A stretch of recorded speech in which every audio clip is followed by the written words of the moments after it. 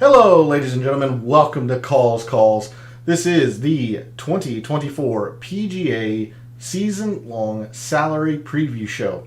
We have quite a bit to get into. I'm looking forward to the yearly recommendations that I have for you all, both who to target and who to stay away from.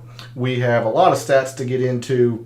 We are going to be looking at all of the signature events, see if there are any commonalities between the courses, what those signature events are, and my general recommendations for the 2024 calendar year for season-long formats for the PGA Tour season.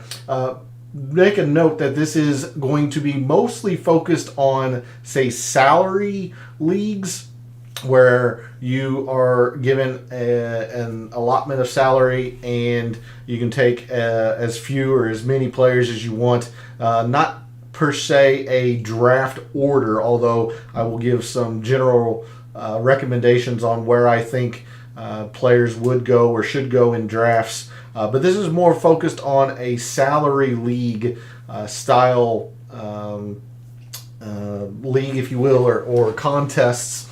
But enough of that. I've been rambling a little bit. It is good to be back. Hopefully everyone has had a good month or so with your fantasy football, perhaps some fantasy basketball. If you decided to play in any Grand Thornton or Hero World Challenge contests, of course, any outright wagers you've made, hopefully all of those have went well. Let's dig into our show.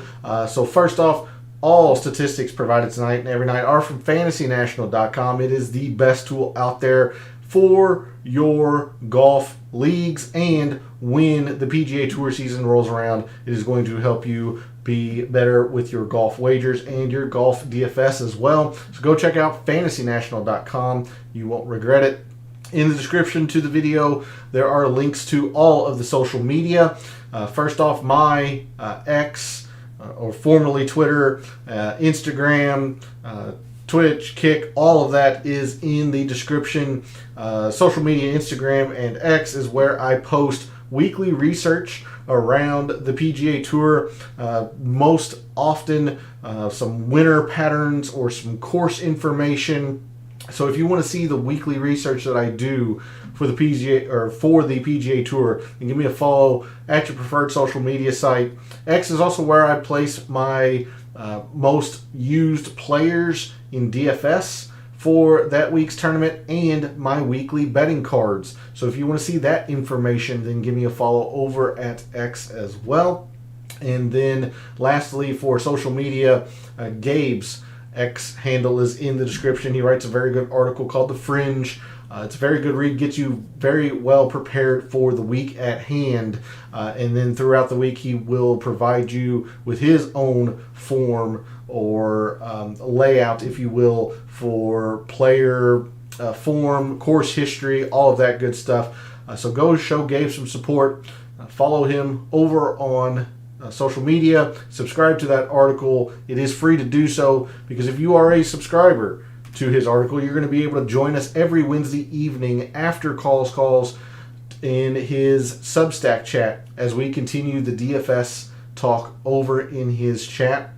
So make sure you are a subscriber there to his article. Again, it is free to do so. That way you don't miss out on any great information that we have for you this coming season. And then lastly, we're live. Chat is open. Want to hear from you all. Who are some players that you are targeting this year in your fantasy leagues? Who are the players you are avoiding? Is there a general strategy, or is there a general player type that you are favoring? Maybe it's a putter, a bomber, anything of that nature. Would love to hear from you all. Maybe let me make sure things are going on here in the background. They are.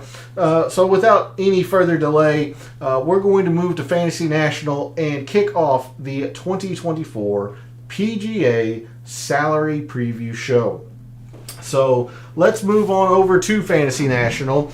And the statistics that we're going to look at are going to be skewed slightly, in the sense that last year was a big change on the PGA Tour, of course, with those premier events. And it was very unlike any other PGA Tour season that we have had before, with that many no-cut events, small fields. Now, yes, you used to have some WGCs and things of that nature, but the amount of those types of events certainly increased last year, and a lot of the events that used to be regular full-field PGA Tour events were turned into these signature events, or premier events as they were called last year. So I didn't want to look at just last year in terms of data, but I didn't want to go too far back either. So what you are seeing here, I've gathered all rounds from the beginning of 2022, since the Tournament of Champions, Century Tournament of Champions in 2022. So that's why you have several rounds here for players, 120 for Rory, Scotty with 154, etc.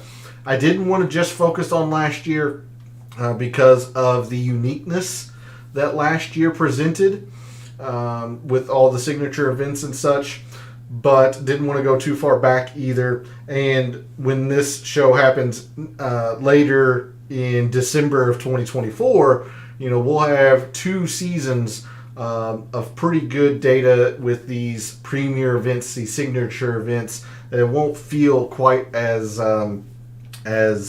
disconnected or wonky, or however you want to phrase that. So one of the first things that I like to do is just get a feel for the players that have generally been playing the best. And yes, those will a lot of times be your players that gained a whole lot of money. Generally, they probably played the best during the year, but sometimes statistics can lie. Players can underperform their statistics or overperform their statistics, and I can give you a great example of each of those. Someone that completely overperformed their statistics, especially last year, is somebody like Kurt Kitayama. He ends up being, I think, about 30th, if not a little bit higher, in terms of total money, because he wins the Arnold Palmer this past season. But other than that, really, honestly, didn't play as well as the amount of money would signify that he played. You see, he was 86th in strokes gained total. Now, he was a pretty good with his irons, but everything else was fairly mediocre. There are about 230 players in the Fantasy National PGA Tour Players Field, and it's important to note at this point there are some players that aren't in here. I'm just going to show you that we don't have, say, the 2024 PGA Tour Players page view, if you will. So there's a few players that are missing, and I'll cover some of the players that I think are going to be important to not forget about. Most obvious is probably Ludwig Aubert, who is not in this page view just because he wasn't a full-time member last year.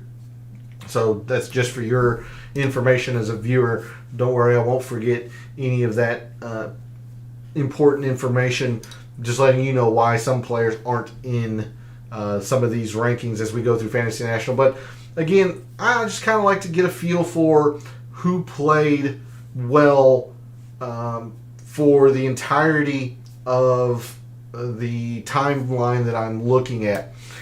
Somebody that drastically underperformed their metrics. Probably the most obvious thing that comes to mind is Justin Thomas. Now, he had a fantastic 2022, so this is really, really bumping him up in that regard.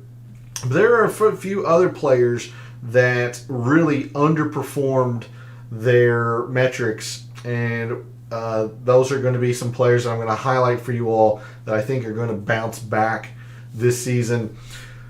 The main statistic, and I mention this regularly as we move throughout the calendar year, as we move throughout the season, I just prefer strokes gained approach. I feel it is the the statistic that lends itself to the most long-term success, most consistency year over year, and with a few exceptions, that's what you get here. Scotty Scheffler, Xander, Tony Finau, Colin Morikawa, Russell Henley, who's been very, very consistent in his career, especially the past 3 or so years. I'd say the one outlier here is Tom Hoge, as he is a very good iron player, 6th in the past couple of years. You see all of his other statistics are pretty lackluster.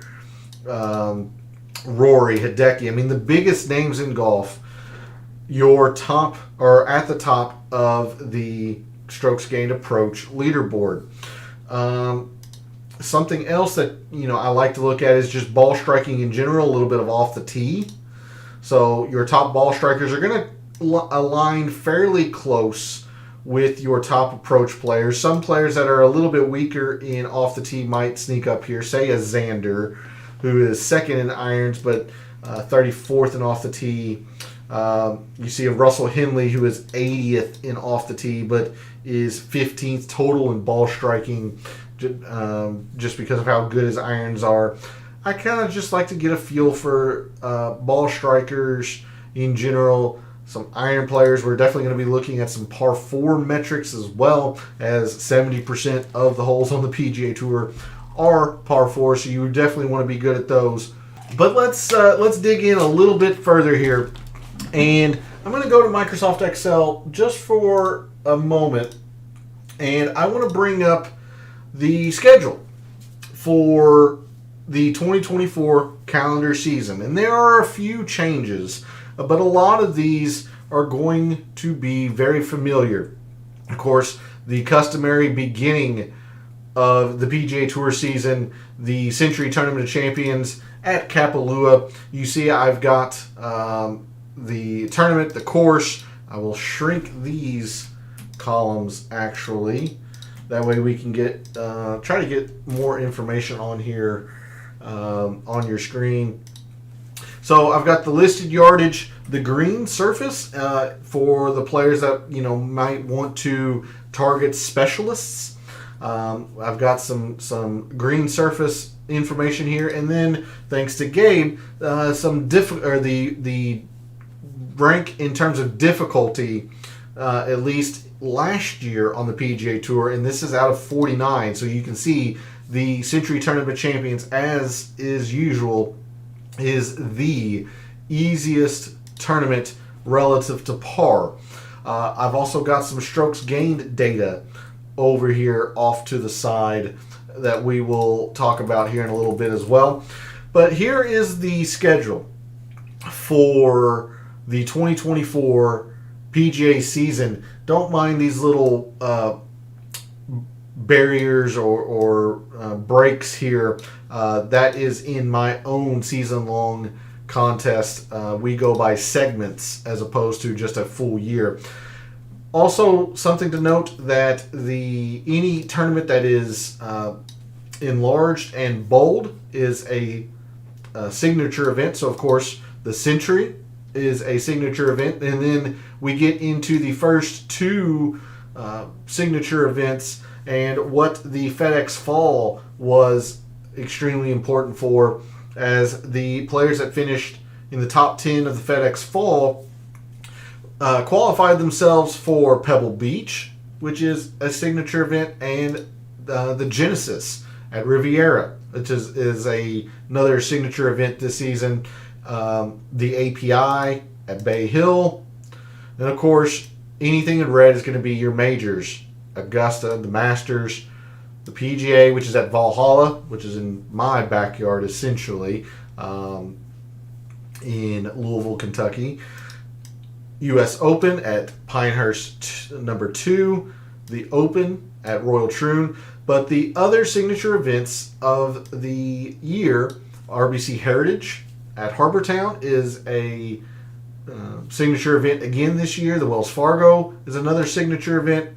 And then really hammers in the summer with 3 straight events on the PGA Tour being signature events. The Memorial, the U.S. Open, and the Travelers.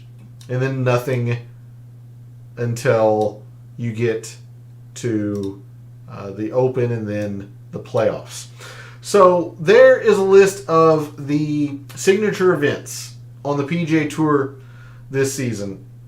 And I want you to notice a few things that are common among these tournaments. Now, I don't think it's going to be wise to tailor your entire draft or your entire team around just these signature events, but it is very, very important to have the signature events in mind when you go into your league draft or you are selecting your team for the year, as these are no-cut events, so your players are guaranteed to make money as long as they're playing in these events. So it's important to know who's in these events.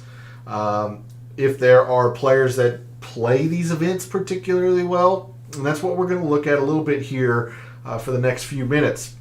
You see the Century, 7,600 yards. It's a little bit misleading. It doesn't play that long since you're going, especially down the mountain, Kapalua on the back nine.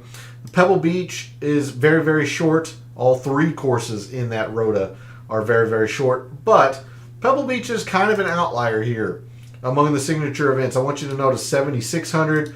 Genesis, while it's not considered a long course, it's still fairly long at 7,300. Bay Hill, traditionally very, very long. Augusta is long. Harbor Town is not long, but it is listed at 7,200. Quail Hollow, extremely long and extremely difficult, we'll talk about. Muirfield Memorial, extremely long, extremely difficult. The Travelers is also a slight outlier in the sense that it is very, very short. But the majority of these tournaments are on long courses. And most of the time, sometimes the Open Championship is a deviate of this, or deviates from it. But the U.S. Open's generally very long, very difficult. The PGA, generally very long, very difficult. Of course, Augusta, the Masters, long, generally difficult. So the majority of your signature events, sorry, the wording was escaping me. The majority of your signature events are on these long courses. We moved a green surface type. You've got Tiff Eagle Bermuda on a couple of them. Poa Annua, pure Poa Annua. When we are on the West Coast, particularly California, Pebble Beach, pure Poa Annua. In fact, let me freeze these panes for you. That way, oh, apparently I had panes frozen. Let's freeze those. There we go.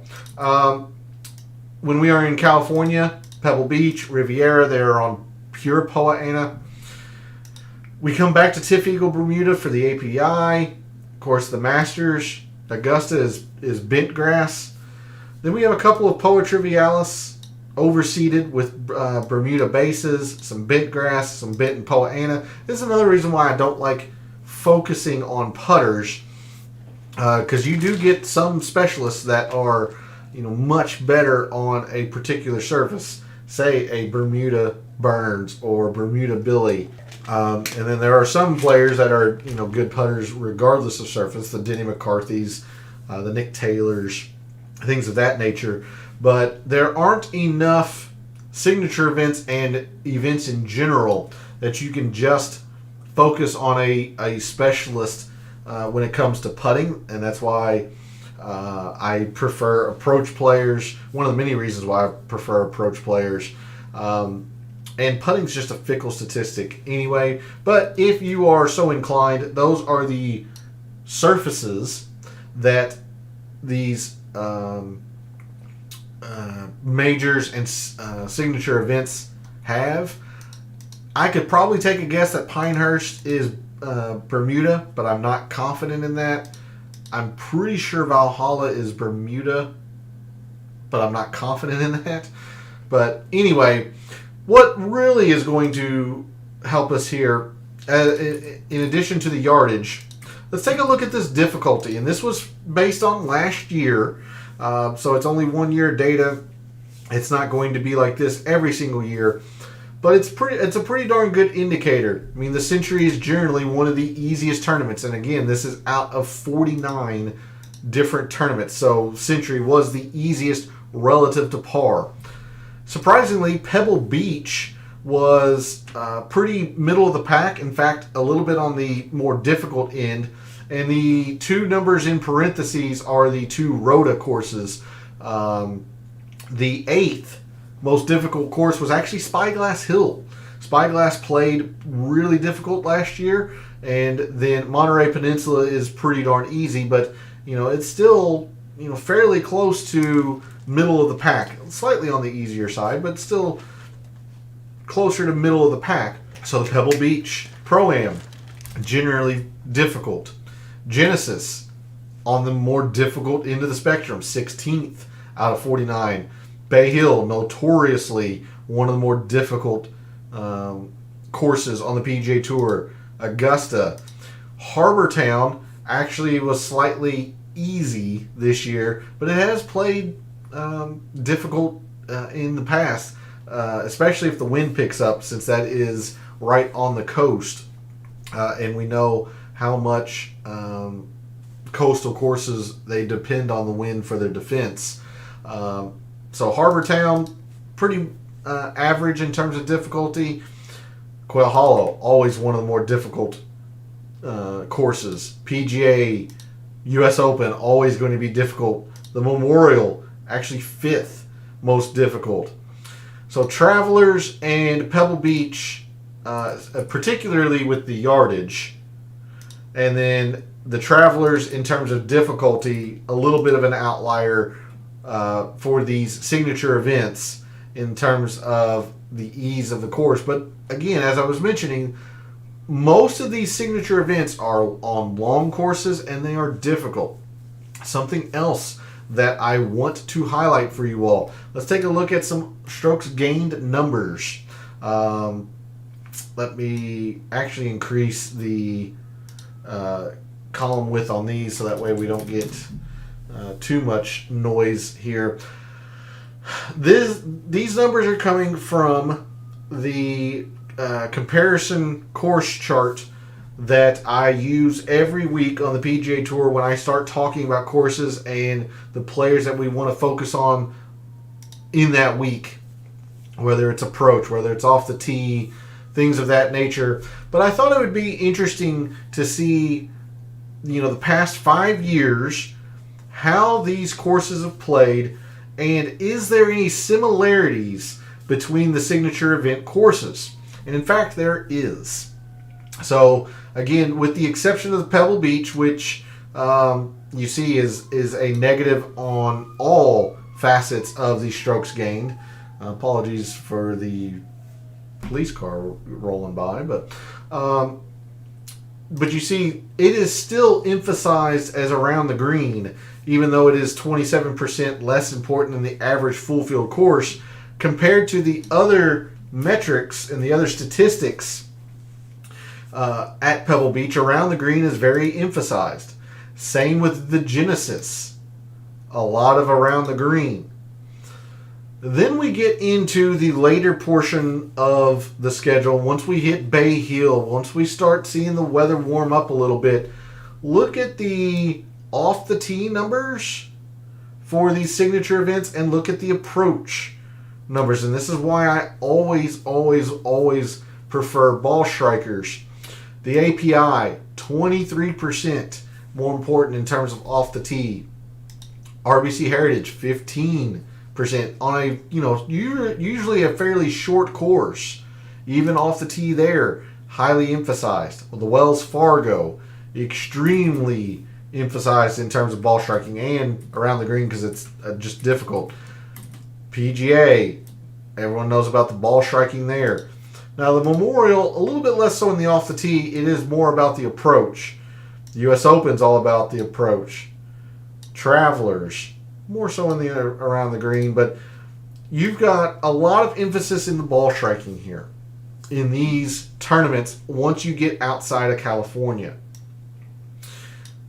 And then in terms of around the green, it was surprising to me because I don't use a lot of around the green throughout the year. but it looks like it's going to be fairly emphasized this year. I talked about the Pebble Beach, how around the green is emphasized of these metrics at Pebble Beach, especially in relation to each other. The Genesis really emphasizes around the green. All of these courses that are difficult really emphasize around the green because pars are good scores at these tournaments. These aren't birdie fests, with the exception of the Century, maybe the Travelers, but even the Travelers is highlighting around the green. All of these tournaments are emphasizing around the green as well, just because pars are good scores. So I was surprised to see just how much around the green is emphasized as well at these signature events. So as we move throughout the evening, we're going to be taking a look at a few key metrics. For me, I'm going to be looking at some ball striking, absolutely, approach and off the tee. We're going to be looking some around the green. If you have a tough decision between players, I would highly suggest, especially if both of those players are in these signature events, that you're going to want to focus on these metrics. Since, at least statistically, those players should play these tournaments a little bit better, since this is what those courses emphasize. And another reason why I'm so, not necessarily against putting, but I just don't focus on it, it's just not an emphasis across the majority of tournaments on the PGA Tour. I mean, the highest one is the U.S. Open. It's at 15%. It can do a little bit, but I mean, you see around the green is 91% more important. Approach is 24% more important. So putting's still third of the four major strokes gained categories. Now the Travelers is a little bit different because of the unique surface. Bent and Poa annua is not very common on the PGA Tour, so that's why I imagine if you get some bent and Poa annua specialists, they perform fairly well there. So we're going to be looking at those three metrics. Now let's come across and take a look at some other metrics, some more detailed metrics, if you will. Something else that these courses really emphasize, even if off the tee is a little bit of a lower percentage, say like a minus 17% at the Genesis, a minus 19% at the Memorial. Take a look at the distance on these places though. 50% more important at the Genesis. The Memorial, it's still 17% more important.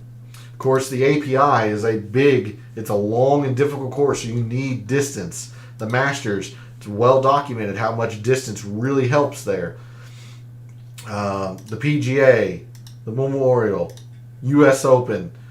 The one outlier, or a couple outliers here, of course, Pebble Beach. It's a very short course. Travelers, very short course, so distance isn't necessarily mandatory. But a lot of these signature events, and it all goes hand in hand here, long courses, difficult courses, driving distance is a pretty big factor among them. And then because these courses are difficult, bogey avoidance actually pops as one of the most important metrics across all of these signature events.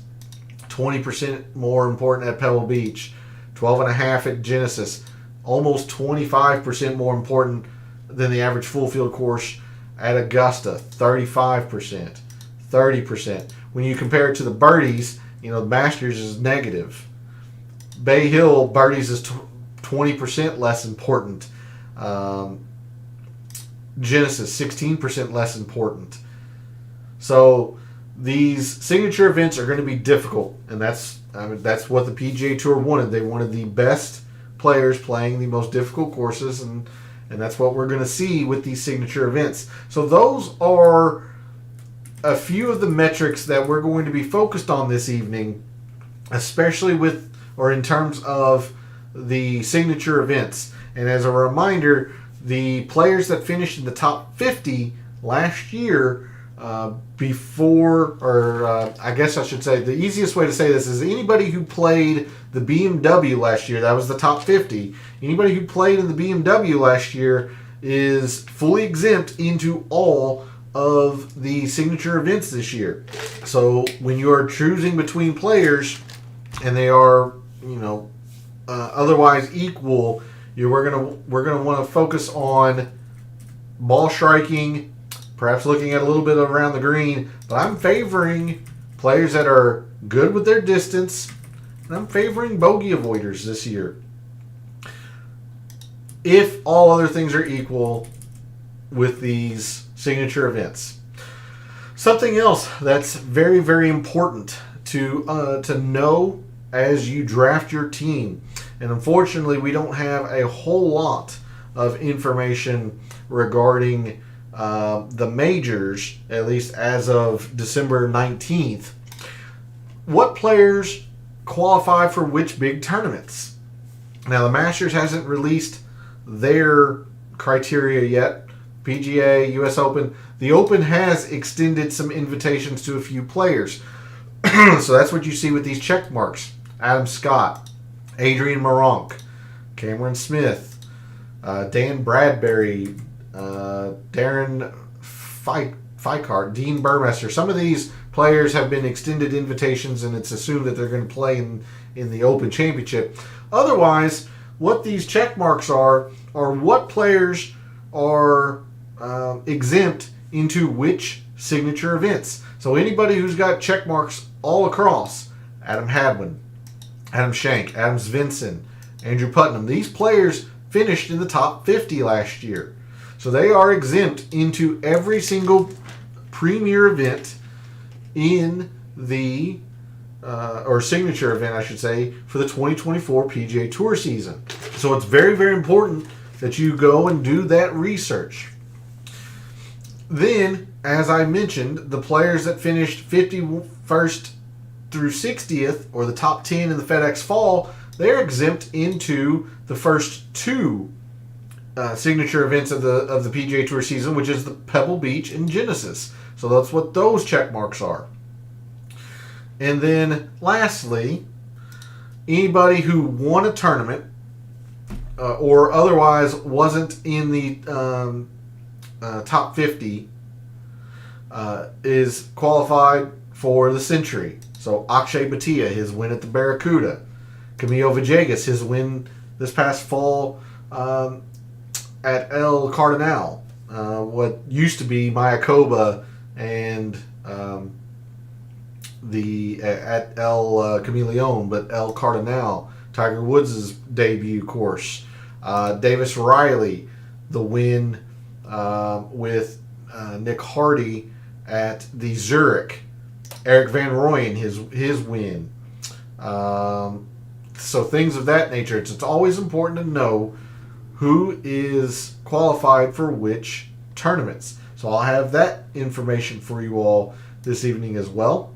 We saw quite a few metrics there, the off the tee, the approach. In fact, I'm going to sort on the around the green now, as that played fairly heavily for a lot of the signature events. So your top around the green players, Matt Kuchar and Justin Thomas and Scotty Scheffler and Stefan Jaeger, Brendan Todd, and you see like Jonathan Bird, who's not in any of those big tournaments, obviously, but is a very good around the green player. Chris Kirk, Ben On, Tommy Fleetwood. So those are some players that otherwise, all things being equal, you might want to gravitate towards because their around the green play is very good, and if they are in those signature events, it's probably going to suit their skill set.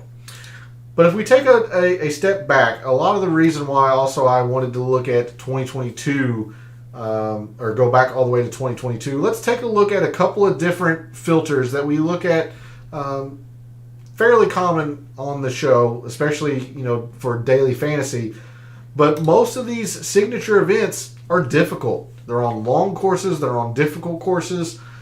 So your top performers, just total performers in the time frame changed. So I apologize. I thought it was going to stay the same.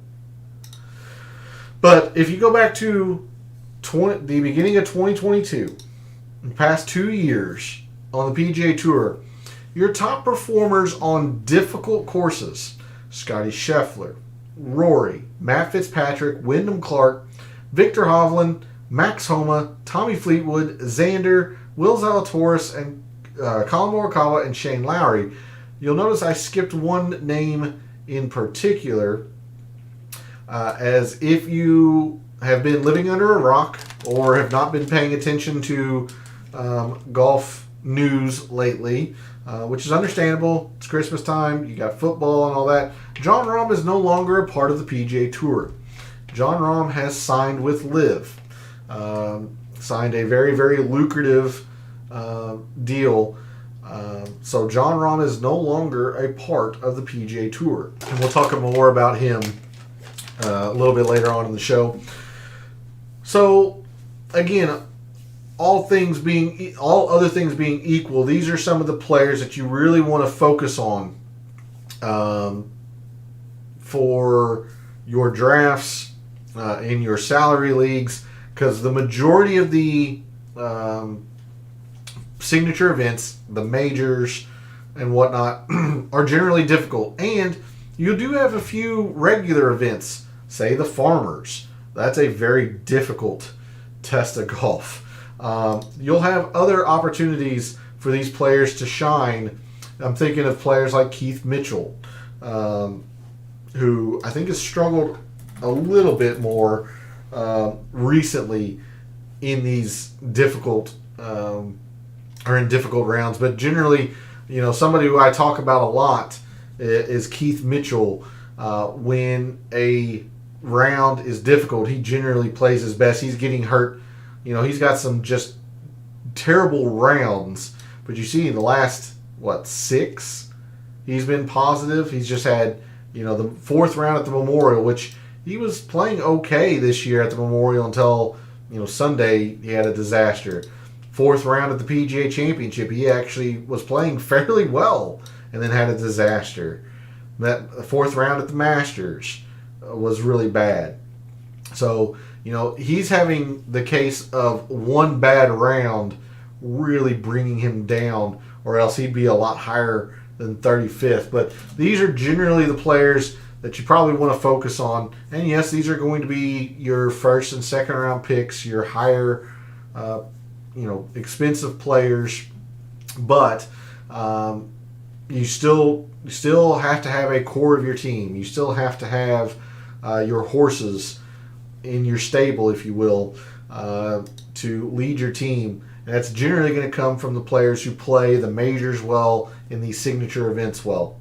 Something else that we saw, and it kind of goes hand in hand with difficult, but these long courses. In fact, I will do the 72 to 7400 because the Genesis and Harbor Town is in here. Really, I'm trying to eliminate the extremely short courses with this. But on players that are on medium to very long courses, your top players: Scotty Scheffler, Max Homa, Cantley, Sung Jae, Xander, Victor, Morikawa, JT, Rory, Tony Finau. Again, not a whole lot of surprise here or anything to that effect, but it's good for you to get just or to make a note of some of these players, since again, a lot of the courses that are the signature events are going to be played on these long courses. Harbor Town maybe not so much, that's only at 7,200, but Genesis 7,300, Quail Hollow very long, the Masters, the Muirfield, Bay Hill, these are very long courses, difficult courses. So I wanted to give you a look at your top long course performers and difficult course or difficult round performers. But something else that we want to look at, let's look at distance. We saw that a lot of those signature events really emphasize distance as well. So your top distance players over the past couple of seasons: Rory, Cam Young, Joseph Bramlett, Wyndham Clark, Brandon Matthews, Jon Rahm, Jon Rahm was up here, Callum Tarrant, somebody who has a lot of distance. Trey Molinack's been on. Johnny Vegas, who's coming back from injury this season, maybe a name to think about. as these players are really focused on distance. And then if you have somebody like a Keith Mitchell, like a Scotty Scheffler, a Will Gordon, even Brent Grant to a lesser extent, players that have distance and find a fair amount of fairways, that's when you're really going to be in business there. Then lastly, we'll take a look at some bogey avoidance, as a lot of the signature events emphasize bogey avoidance. So in the past couple of years, here's your top bogey avoiders: Scheffler and Fitzpatrick and Xander, Hideki, Rory, Brian Harmon, Max Homa, Kuchar, Fleetwood, Cantlay, and Andrew Putnam. And again, I'm going back 2 years, not just 2023, because 2023 was so unique in the sense that it was the introduction of the premier events or signature events, changed their schedule around a little bit. Come next year, we'll have 2 solid years of data that isn't so disconnected or feels disconnected. All right, with that, we're going to come back to the main page view here. And let's start looking at a few players in general that I want to focus on and recommend to you all this year, both to avoid and to target. But the first thing that I want to do, I'm going to give you my general recommendations for especially these salary leagues. Hopefully my camera will focus in there. But for salary leagues, and again, this isn't necessarily one-to-one or going to match around with drafts, although most of it can. The first recommendation, or the first key that I have for you all, is to target the signature events. Again, I keep harping on this because the signature events is where the money is. I think in last year's salary preview show, I said to target the, quote, guaranteed money. Well, the guaranteed money now is in these signature events. And what do I mean by guaranteed money? These are no-cut events. So as long as your player plays in that event and doesn't withdraw, they're guaranteed to make money. And you're going to want to target the players that are in the most of those signature events. So any player that finished in the top 50 last year, anybody who played in the BMW, that is where you're going to want to spend a lot of time and a lot of your effort in trying to attain as many of those players as you can. Target the signature events. That is where your guaranteed money is in your season-long fantasy leagues. Now, yes, there are ways that players can play themselves into signature events, and that's why you're going to try and find those players. But from the beginning, from the get-go, once the Century Tournament of Champions starts, if you know those players are exempt into those signature events, they already have a leg up. So the first key that I have for you all, for in salary leagues, for draft, target the signature events. I can't emphasize that enough. Target the signature events. That's where the money is.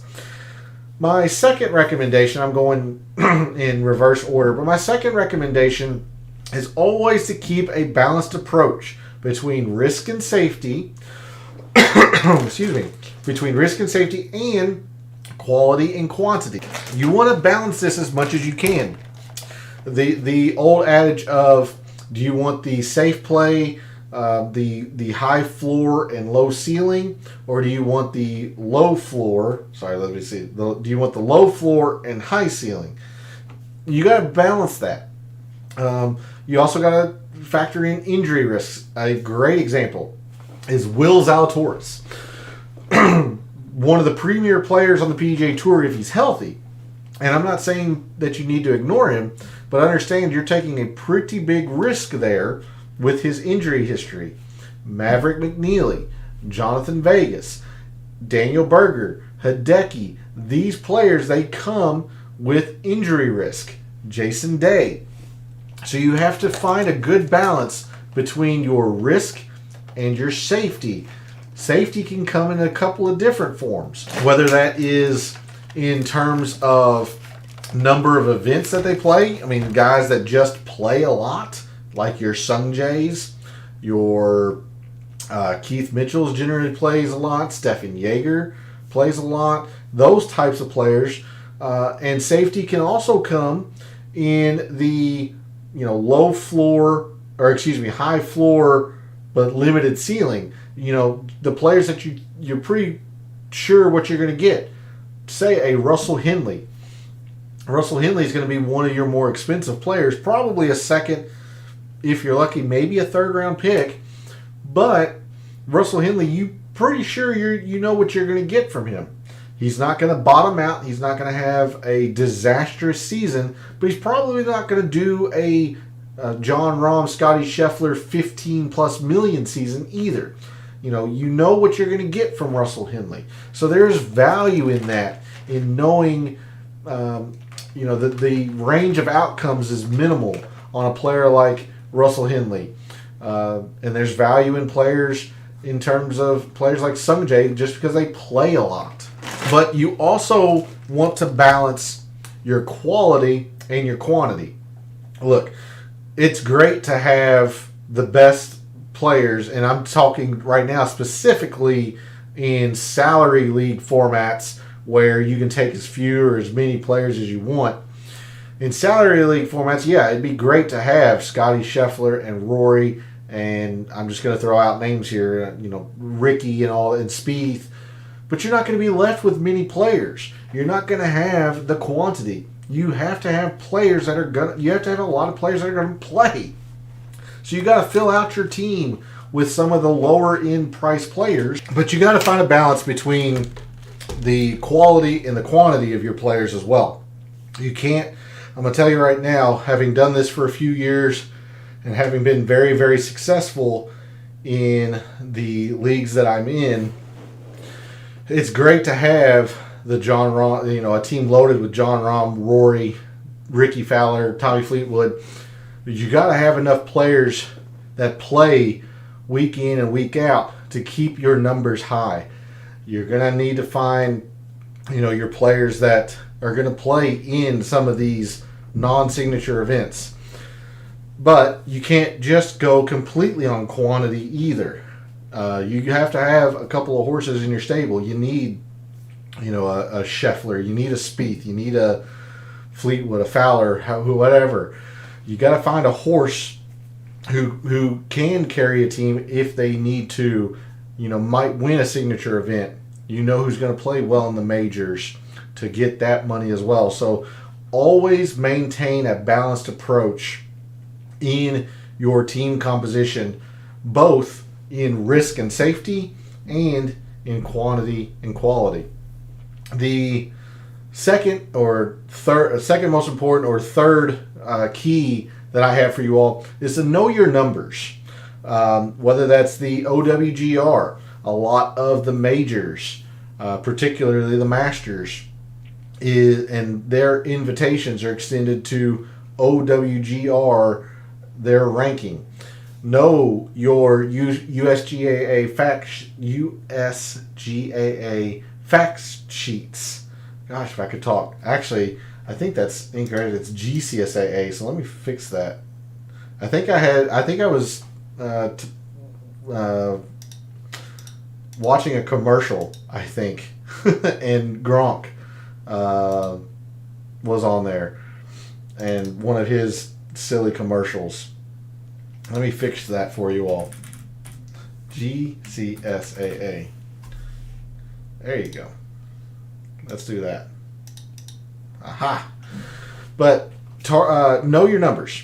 Know your players' OWGR. One of the big things, there was an article that came out maybe a day or two ago. Someone like Matt Kuchar, who's right on the edge of being in the top 50 in the OWGR. One of the Masters' key requirements is being in the top 50 of the OWGR, both at the beginning of the year and at the or I think it's the week before the Masters, if you're in the top 50 of the OWGR, you get an invitation. And Matt Kuchar, I think right now is 53rd. So if you think he's going to play well at the beginning of the season, that's somebody you want to think about, because if he wins or he plays well, he's going to move up in the OWGR and move inside the top 50. So it's always important to know your numbers. Know a player's OWGR. Know your GCSAA tournament fact sheets. The yardages, all that kind of stuff. That's why I went through that in Microsoft Excel. The number of starts guys generally make, that's always important as well. Do some quick research. Go to a player's profile, whether it's on PGAtour.com or whatever. Find how many events they generally play. Know your numbers. I kind of ran out of room, but know your numbers. Know, for example, Scotty Scheffler in the league, the main league that I'm in. He's like 55%. If I were to take Scotty Scheffler, he'd be 55% of my team's entire salary. Scotty Scheffler, arguably the best player in the world. Do you want to spend 55% of your salary on one player? So know your numbers. Know where you can push some things, particularly in roster construction, and then know your OWGRs and stuff like that. The last one, number one, target and draft who you want to root for. Because if you do this purely for the money, it's not gonna be fun for you. A lot of people want to have rooting interests. Whether your favorite player is Justin Thomas, or if your favorite player is Scotty Scheffler. I have a good friend who just despises Jordan Spieth, so he would never put Jordan Spieth on his team. That's just the way it is. Choose and draft who you want to root for. That way you're going to have fun throughout the year, and hopefully you'll be making a little bit of money at the end of it too. And that's what I'm here to help you with. But one of the last keys in constructing your team, choose who you want to root for. That way you're going to be invested. And if you're invested, you're going to make more sound decisions in totality if you're invested. And one of the best ways to be invested is to choose players that you want to root for. All right. With that, we're going to go into some specific players here. This was more some general guidelines, strategies, tips, if you will. But we're going to start the specific players with the top 5 fades that I have for the 2024 season. Now, I'm going to preface this by giving you last year's results. And you'll have to take my word for it. The video is out there. Might even link it in the description if you want to see it. But how I performed last year, or at last year's show of the 2023 salary preview show. So my top 5 avoids last year, I went with Hideki and Daniel Berger at number 5. I lumped those two together because of the injury risk. Berger was, had a big injury. He was going to be cheap, but all the injury risk. Hideki is always an injury risk, so I put those two as my number 5 fade for last year, and that turned out to be a hit. Berger didn't play at all. Hideki finished 50th in the FedEx Cup, and while he had a good season, he definitely didn't make as much as he cost in a salary league. It wasn't what you were going to spend on Hideki, which was probably a first or a second round pick. He didn't accrue that value. My number 4 fade last year was Cam Young. Scotty Scheffler was 3rd, Sepp Straka 2, and Mito Pereira was number 1. Overall, last year I went 3-2. Hideki and Berger, I would consider that a success. Cam Young was a success. He cost 6.6 after that monstrous rookie campaign. The 6 runner-ups, He comes back with a decent year at $5.3 million, but you still, again, focused solely on the salary leagues, the salary season-long leagues. He didn't even accrue his price, and that's just a killer. You can't have that. So that was a success. I'm always going to have Scotty Scheffler being a void. 14.1 is what he made in 2022, and I will be happily wrong. I will take the loss on this one. He comes back and makes 20.5 this season. I mean, he made $6 million more than what he cost. I'll take that loss. I will never spend 55% of my salary on one player. Now, in drafts, it's a little different story since you're guaranteed the same amount of people as everyone else. And Scheffler definitely justified his number one overall draft pick, is where he generally went. He definitely justified that. But to expect him to have done 14.1 was probably ambitious. He just had a monster year. I don't expect him to make 20.5 this year. Sepp Straka actually was pretty darn solid last year. He cost 4.8 at the beginning of the season, and he made 4.4. So, depending on your definition, you could argue that was a correct choice. I'm going to call it a loss, since this is my top 5 fades.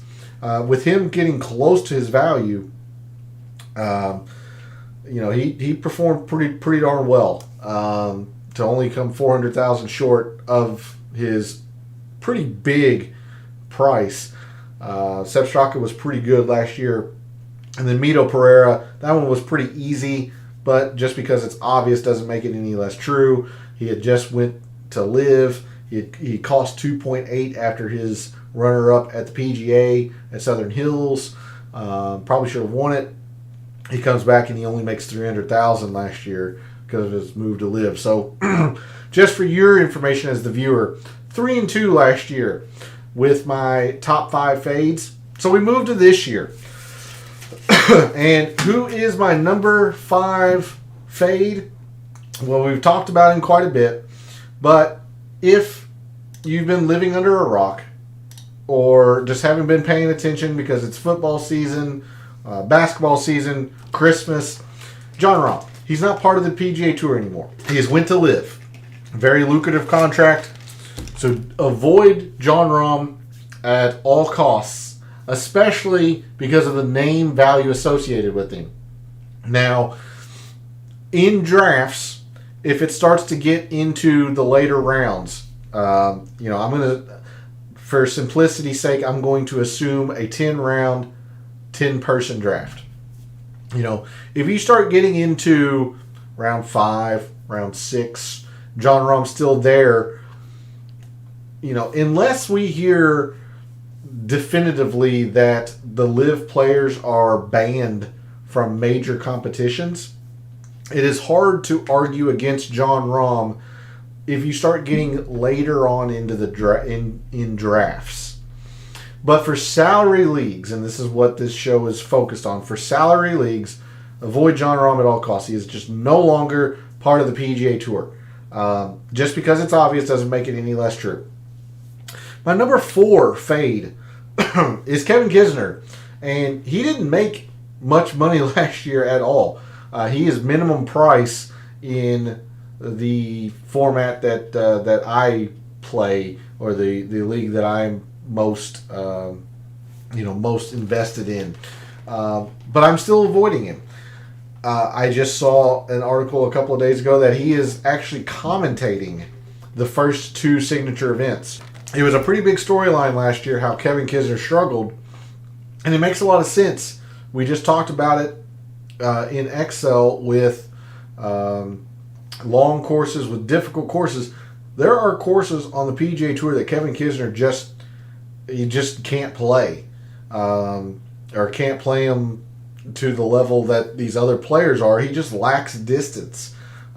He needs places like Harbortown. He needs places like Pebble Beach, even though that is a signature event this year. He needs those style of places to compete. He just doesn't have the length these other players do. And the fact that majority of these signature events are long, they're difficult, and the fact of him kind of moving into the broadcasting role, I just want no part of it, even if he is minimum priced. And there's a small chance he makes his minimum price this year. I think it's too much risk. I'm not there. So my number 4 fade is Kevin Kisner. Number 3, Lucas Glover. He had a fantastic summer and early fall, or playoffs, whatever you want to call it. The last month of the PGA Tour season, moving into the playoffs. Look, I think he caught lightning in a bottle. It's a decent chance he makes maybe $2.5 million because he's going to be in all those signature events. I just don't believe in it. He is on the wrong side of 40. You'll have to bear with me as I look at his stuff over here. The year before, if we look at 2022 and 2023 combined, he's outside the top 100 in strokes gained. If we limit that just to 2023 and we take a look at Lucas Glover, he's going to be inside the top 30. Oh, in fact, he is not. And this is another example of players that overperform their metrics. We'll take a quick look here at, let's see. I think I could get that to you all. No, it doesn't look like it. So give me 1 second. I'll change the view for you all. I'll just be outside of the picture. You see, Lucas Glover, even looking at just 2023 and his really, really good 2023, 66th in strokes gained total. Now, a very, very good ball striker. So I would like that, but around the green, the putting especially, although he has arguably gotten better because of the change to the broomstick. But even so, 66th in strokes gained total. He lacks distance. Again, on the wrong side of 40. I just don't see him accruing his price in a salary league where he's at $6.3 million. $6.3 million right now. Now, yes, he's going to be in the Masters. He'll be in all the signature events. I'm just not there. Just simply not there. Okay, number 2. Siwoo Kim. Probably the biggest risk I have of these 5. There is a chance that Siwoo Kim actually plays pretty darn well. But if we take a look at Siwoo, and again, I apologize, we'll change views here, go to look at Fantasy National. His stats are pretty darn good. Top 40 just from last year. Gosh dang it, my hands are in the way. Top 40 in terms of strokes gained total, off the tee, approach, around the green, all very, very good. All very strong. If we take a look at his individual performances, you see he plays difficult courses well. But you look at his individual performances, he was what I would like to call a spiker. He would pop. Finished 4th at the Memorial, which is a signature event. You like that. Finished 2nd at the AT&T. Byron Nelson, which is not a signature event. But he had 2 top 5s, and then, of course, the win early in the season that set him up to get in some of these premier events. But beyond those, he didn't have another top 20. Not a single one until you got to the playoffs. You had a couple of top 30s in here. You had another couple of top 25s early on in the year. The Amex, the Farmers, Waste Management. It's fine. It's fine. But what you're going to be paying in terms of Siwoo price, I just don't think it's there. He's going to cost 5.1. Let me bring up this. So Siwoo is going to be 5.1. You're probably going to have to spend a second or a third round pick on him. Maybe a late second or into the third. I just don't see it, even with these stats as good as they are. 5.1 is a lot of money to accrue. And we saw that he just kind of popped a couple of times. He had 3 top 5s, including a win, but no other top 20s. None. No other top 20s. So I've got some reservations about Siwoo Kim. I think he peaked last season. And as I mentioned, this is the riskiest of these 5. As there's a great chance he could come back and top that. I just don't see it. Again, and look at his fall. He only played a couple of times, made the cut at the RSM to a very clunker cut made, missed the cut at the Shriners. It wasn't particularly all that great in the playoffs. FedEx St. Jude was okay, but outside the top half or the bottom, he was in the bottom half of the BMW, 31st out of 50. Just not there with Siwoo. And my number one fade, the player that I just want no part of this season, is Sam Burns. I like Sam Burns, but the stats on him are atrocious. You think about his win last year. It was the match play championship. That's no longer a part of the PGA Tour. It's not. They are not renewing that tournament. You see, he generally plays fine, no matter if it's easy or difficult. Always a good putter, especially on Bermuda. Like I mentioned, his win, which isn't listed in or on Fantasy National because it's not a stroke play event, was the match play. Top 10 at the Valspar, which is Bermuda. Top 15 at the RBC Heritage, which is Bermuda. He'll have some spike performances, but he didn't play at all this fall. We saw him at the Ryder Cup. Didn't perform particularly well. And look here, Sam Burns is particularly in the ball striking. 72nd off the tee. 117th in irons.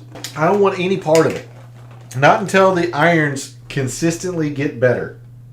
Not until the irons are consistent. He's going to be one of the best putters on PGA Tour. So if you want to focus putting, that's where you and I will disagree. He's always going to be one of the best putters, but I'm just not there with Sam Burns. He is my number one fade for the 2024 PGA Tour season. So if those are the players that I'm avoiding, who am I targeting? Well, this is, again, just to recap last year's. I went 4-1 in terms of my targets. So 4 successes and an incorrect. My number 5 target last year is the one I was incorrect on. It was Taylor Montgomery. He had played a fantastic fall.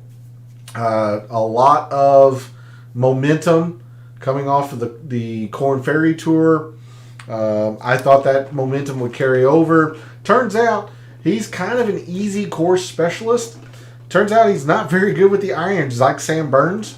I didn't know that at the time. So I was seeing the fall statistics, seeing his Korn Ferry Tour success, thinking I had something here. He cost $1 million. He made 1.3. Again, depending on your definition, you could argue that that's success since he made more than he cost. But if that was my number 5, best target, I'm going to call that a loss. So Taylor Montgomery was a miss. My number 4 last year was John Rahm. He cost 5.3. He makes 16.1. Almost tripled his value. Actually, in fact, did triple his price.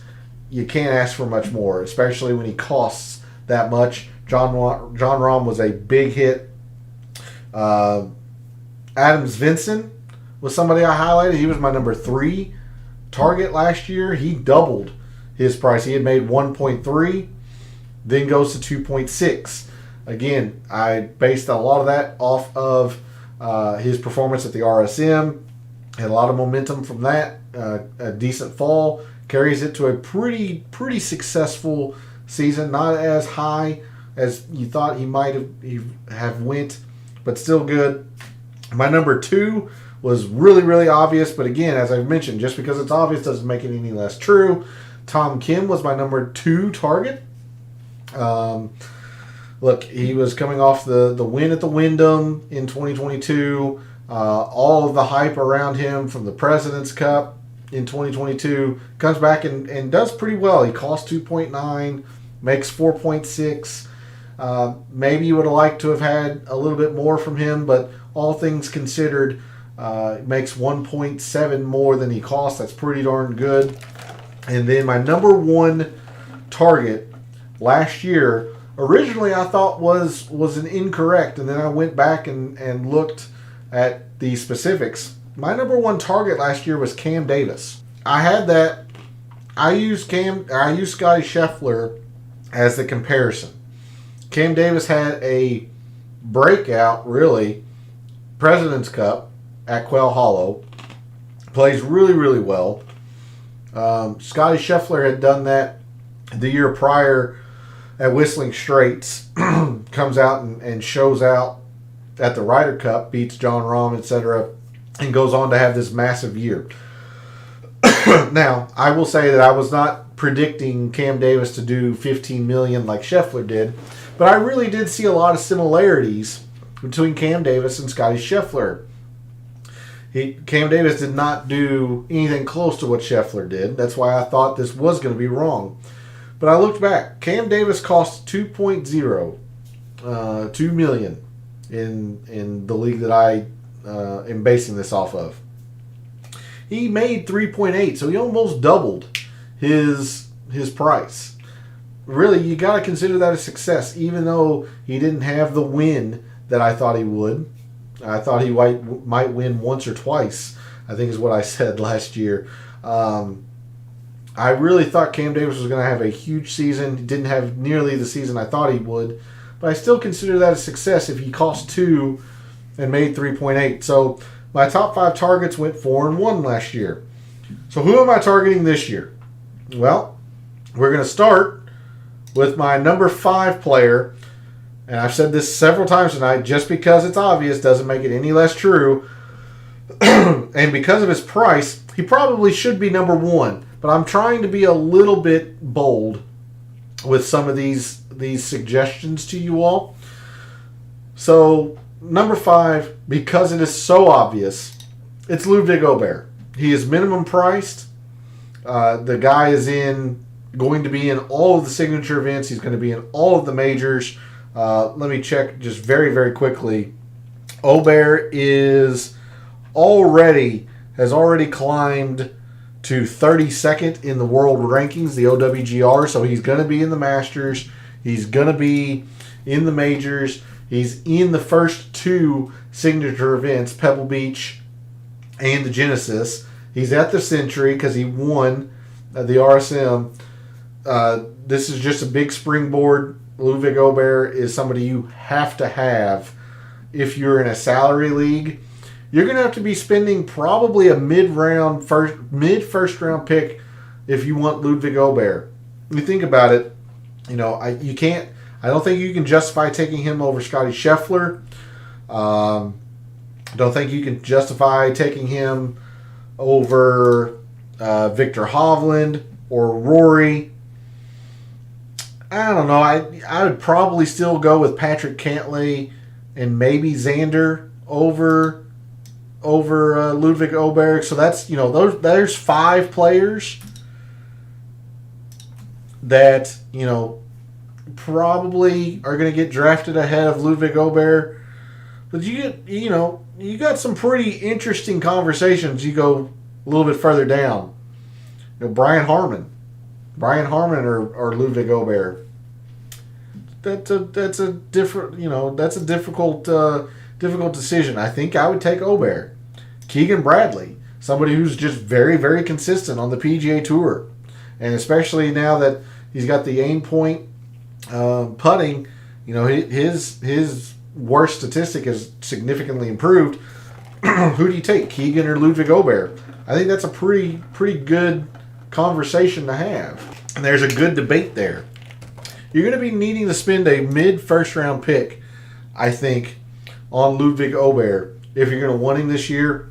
But in a salary league, I don't care. I'm going to make math easy. If you have $10 million to play with, you've got $9 million to play with because of Ludwig Aubert. He's just your first player. Put it in there. Everyone's going to have him. You're going to miss out if you don't. You got to have Ludwig Aubert. So he's going to be number 5 only because he's so obvious. Really, he is the number 1 target. Number 4 for me is another player that is had a very disappointing season last year. It's going to be pretty obvious. That's why I put him at number 4. It's Justin Thomas. I don't think he's going to have the down year again. But this is also a little bit of a risky pick on my end in the sense that the Spieth struggles, the Ricky Fowler struggles were very, very well documented on how bad things got before they got better. I think things get better for Justin Thomas, but there is a scenario, there is a non-zero chance that things actually get worse for Justin Thomas before they get better. This season. I don't think that happens. That's why he's here on this list. That's why he's number 4. But there is a world where I could see him struggling before he gets better and breaks through with his win. A couple of reasons why I don't think he's going to have the struggles that, say, Ricky and Jordan Spieth did. One, don't overlook the fact that Bones Mackay is on his back. Bones is a world-class caddy. Caddies can make a big, big difference. Having Bones on the bag, I think, is going to really, really limit a lot of the free fall potential that Justin Thomas had. And you think about Jordan Spieth. Jordan Spieth lacked distance a lot. He was more known for his short game whenever he was on his ascent. Justin Thomas is a ball striker. So I think the ball striking will come back before the concerns with the putting. And Justin Thomas is not a great putter, but I think the return to form with the ball striking, with the driver, the distance, I think that's going to play better than when Spieth struggled. Not to mention anything about swing changes like Ricky Fowler did, but I think the skill set for Justin Thomas prevents as much of a free fall as his good friend Spieth had. So that's why I've got Justin Thomas at number 4. Number 3 for me is a pretty interesting name, somebody that I've targeted quite a bit in DFS. It's Nikolai Højgaard. He is fully exempt on the PGA Tour now. He had a very, very good showing, limited, but good showing at the Ryder Cup. Let's go ahead and move to Fantasy National. This is one of the players that isn't in the page view, so I'm going to have to look him up alone. An average putter, but he's his best is bent. I do worry a little bit about the supposed lack of performance on when it's difficult. But again, this is a pretty small sample size. I think with more reps, it's going to get better. The guy is top 50 in the OWGR for a reason. You see the irons have been fairly consistent. The off the tee is pretty hit and miss. But if we look at some of his performances, he already has a runner-up. Is at the Corrales. I understand it's an alternate field, but he does have a runner-up. He did finish top 10 at the Scottish Open the week before the Open Championship. Top 25 a major. Another top 20 here at the Rocket Mortgage. Top 15 the Wyndham. So yes, as I was mentioning, you do have a little bit of concern with the difficulty in his performance when it's difficult, as his best tournaments have been when it's easy. But for the price, at least in the league that I am focused on, where this is based, Højgaard is sitting at 1.2 million. Right here. He is exactly, gosh dang it, I gotta change the view for you. Sitting right here. 1.2, he's exactly 50th in the OWGR. If he stays there, which that gets him into the Masters. He's going to be in some of these signature events by the end of the year. I am really, really high on Nicolai Højgaard. Somebody who I'm willing to take a chance on that 1.2 million. A lot of Højgaard's appeal is the fact that he's pretty low priced, as opposed to somebody like Minwoo Lee, who is somebody I'm also extremely high on this year. But the reason why I'm highlighting Højgaard as opposed to Minwoo Lee, he's half the price.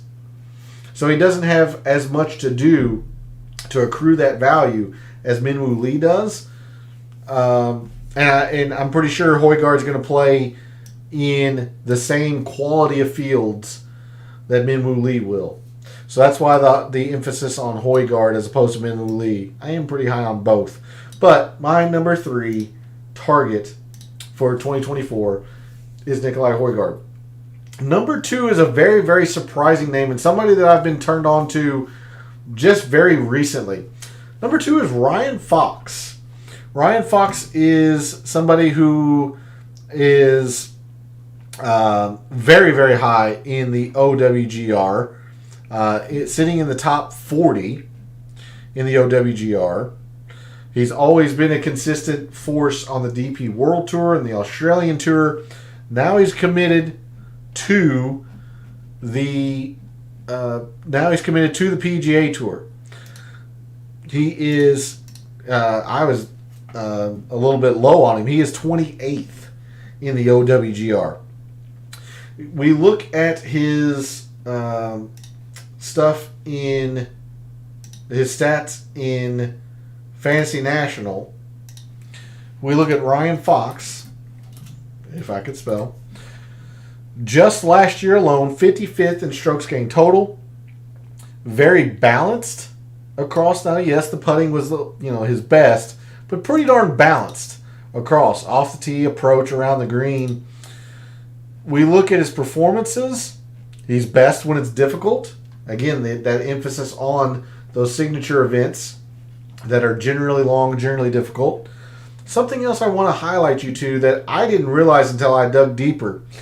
Let's look at his performance in the majors.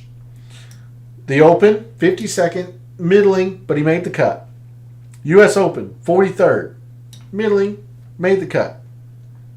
PGA, 23rd. The Masters, 26th. You are getting a guy that will be in all 4 majors and made the cut at all 4 majors last year. Now, that doesn't sound all that inspiring. Let's turn, even if he misses the cut at one of these majors, let's say we turn his best performance, the 23rd. Let's remove one of these cuts made, make it a missed cut. But you move this 23rd to a top 10, top 15 in a major, you're going to accrue that value in that tournament alone, pretty much. You'll have to do a little bit. I mean, but again, look at these other premier events. Arnold Palmer Invitational, top 15. Genesis, which was a signature event last year, top 15. The issue with Ryan Fox is his schedule. He generally has not played a lot on the PGA Tour. In fact, last year was the season he had his most starts. 4, 5, 6, 7, 8, 9, 10. He only had 11. I think he is more committed to the PGA Tour this season. With this being a President's Cup year as well, don't forget that. President's Cup year, I think he's gonna try to make a big push to be on that President's Cup team. I see a big season coming for Ryan Fox. You see the irons have been consistently getting better and better. Off the tee, I'm not terribly worried. He had a couple of bad performances, but he's got some big spike performances off the tee. Gaining 10 off the tee at the Open in 2019. He's gained 2.5 as recently as March of this year. Not worried about the off the tee. Around the green's gotten better. The putting's gotten better. He's getting used to these courses stateside. I see a really big year from Ryan Fox. So he is my my number 2 target for this year. My number 1, really, it's Ludwig Aubert. But to be a little bit, more out on a limb, or not trying to do the obvious, my number 1 target this season is Tony Finau. And we're going to look at Tony Finau, and I'll show you why I'm so high on him. Just last year alone, 20th in strokes gained total. That's not crazy. Top 5 in strokes gained approach. You can't see that because I haven't changed the view. Top 5 in strokes gained approach. Off the tee, we all know about his proclivity for distance. He's a long player. Around the green was really, really good too. Tony Finau's bugaboo has always been the putter. I am not worried about the putter. I'm just not. Yes, he's got a really, really weird looking putting stroke now. If you haven't seen it, it looks yippy. But the guy plays well regardless of the difficulty. And in fact, you get him off of Bermuda, he's actually been positive for the most part. You see the irons, fantastic. He wins at Mexico. You turn that win at Mexico into a signature event win. It's going to be a huge year for Tony Finau. I'm all in on Tony. Outside the top 25 at the Masters, I don't expect that again. A very, very poor performance at the PGA. Outside the top 30 at the U.S. Open, missed the cut at the Open. So you're going to tell me Tony Finau doesn't top 25 a major this year? I will take you on that wager every day of the week and twice on Sunday. He's going to top 25 a major this season, at least. I won't go crazy and say he wins one, but he's certainly got the talent to do so. And he always plays quite a bit. He's at the Century. He plays quite a bit, especially early in the year. You don't have to worry about his schedule. I love Tony Finau this year, and that is why he is my number 1 target in 2024 PGA season salary leagues. With that, I've been going on for a long while, 90 or so minutes. I was going to go into some specific players of players who do and don't have full membership. Going to have to balk on that. But feel free to reach out to me in the comments. Reach out to me on social media. I would love to be able to answer any questions that you all have. I'll give you my thoughts as to 2024 season. If you have any questions on players, general strategies, all that. And of course, in the comments. Let me know, do you appreciate this kind of show? Does this help you? All of that good stuff. I've been off for a month, so I'm going to be looking forward to getting back into the swing of things. Just a quick update on schedule. I'm not going to do anything next week, as what I normally do is the 5 good and 5 bad calls of 2023. With the PGA Tour kind of changing their schedule and whatnot, I'm going to try to make this a little bit more consistent in the sense that I'll just be able to focus on the PGA Tour season of 2024 for the 2024 good calls and bad calls. That way we don't have to go all the way back to the fall portion and all that stuff. We'll just focus on 2024. That's the reason I'm going to give you. The real reason that I don't have the 5 good calls and 5 bad calls is I didn't take very good notes this year. This past season, I didn't take very good notes. And when it comes time to review, I didn't have a lot to review. So that's the real reason. But I'm going to say it's for the consistency of the PGA Tour. But again, reach out to me on social media if you have any questions for your drafts, your season-long salary leagues, and then schedule-wise, nothing next week for calls. I will be back at the beginning of the year.